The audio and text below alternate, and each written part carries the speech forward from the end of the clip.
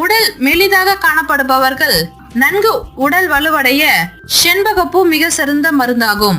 செண்பகப்பூவை நிழலில் உலர்த்தி பொடி செய்து தினமும் இந்த பொடியோடு சிறிதளவு தேனும் கலந்து சாப்பிட்டு வந்தால் உடல் நன்கு வலுவடையும்.